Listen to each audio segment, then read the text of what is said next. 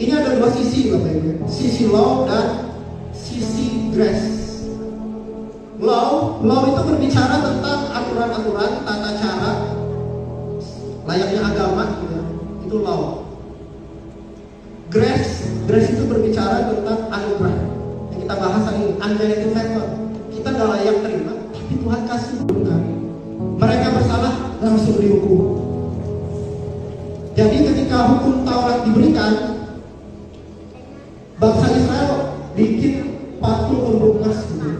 Dan dikatakan di Keluaran 32 3.000 orang mati. Itu berbicara tentang law, berbicara tentang hukum agamawi. Karena gak ada satu orang pun yang bisa melakukan itu. Terus menariknya, ketika Tuhan Yesus disalibkan, ya, karya Tuhan Yesus dinyatakan, zaman kasih karunia grace itu datang.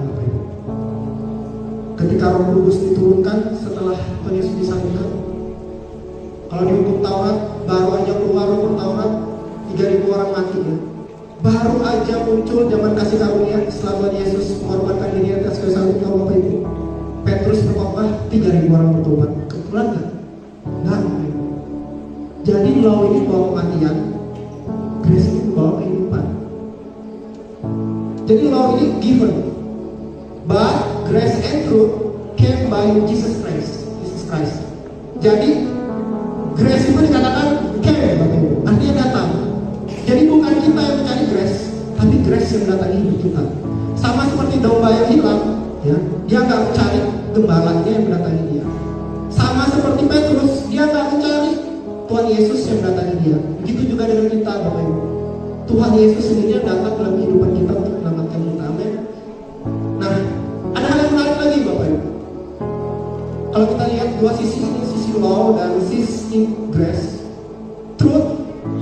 Coba Bapak Ibu lihat, truth berada di sisi apa, Bapak Ibu? Apakah dia berada di sisi law atau di sisi grace?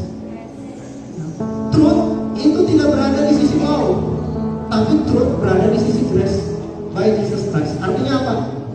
Tidak ada orang yang bisa dibenarkan melalui law atau melalui hukum. Tidak ada satu orang pun yang bisa. Tetapi orang cuma bisa dibenarkan melalui apa? Grace, melalui Tuhan Yesus Kristus. Jadi keselamatan itu nggak berbicara tentang usaha kita ya. Oh, harus berbuat baik. No. Nggak ada manusia yang cukup baik di hadapan Tuhan. Tuhan bilang kebaikan manusia itu seperti kain kotor.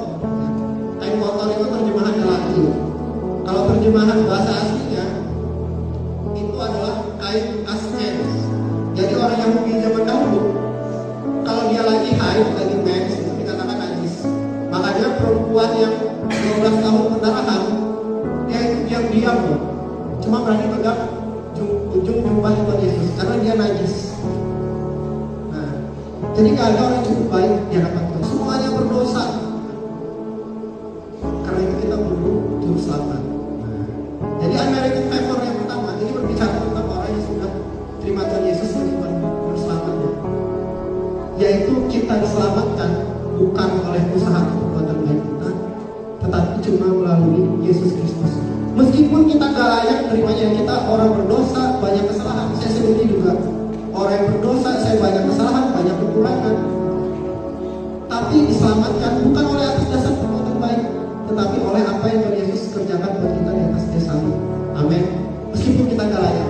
Jadi unmerited favor yang pertama adalah kita diselamatkan. Kemurahan yang Tuhan berikan walaupun kita tidak layak menerimanya.